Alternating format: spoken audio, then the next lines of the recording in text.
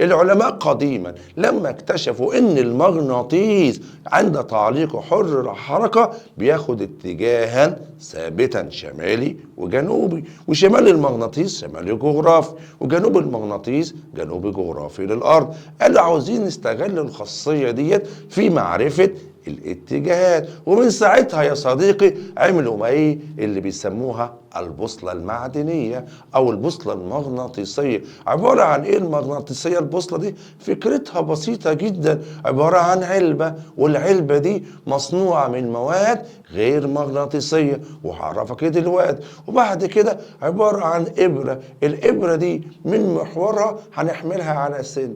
يبقى إذا أول ما تفتح العلبة دي خلاص هتلاقي الإبرة المغناطيسية حرة الحركة، فدايما واخدة اتجاه شمال وجنوب. وطالما عرفت الشمال والجنوب أكيد عرفت الشرق والغرب. بس ليه يا مستري ما بنصنعهاش من علبة معدنية أو علبة من الحديد أو النيكل؟ هقول لك ما ينفعش كل المعادن، لازم علبة معدنية غير مغناطيسية، عشان لو صنعناها من مادة تنجذب للمغناطيس الإبرة هتنجذب للعلبة ومش هتتحرك، وساعتها مش هنقدر نعرف الاتجاهات. وديت كده قدرنا نستفيد من خصائص المغناطيس في حياتنا العلمية والعملية. البوصلة هي أداة قديمة تستخدم لتحديد الاتجاهات الأصلية. تمام؟ تركيب البوصلة من إبرة مغناطيسية صغيرة، يعني مغناطيس على شكل إبرة خلاص مثبتة على محورها يعني من عند المنتصف.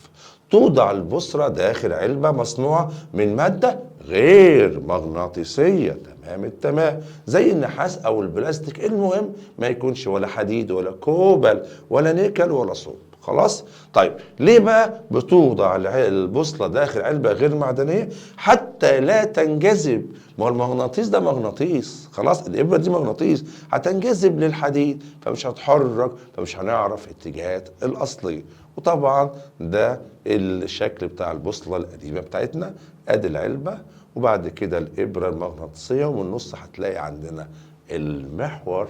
وبكده عرفت ان انت ممكن تستغل العلم في حياتنا.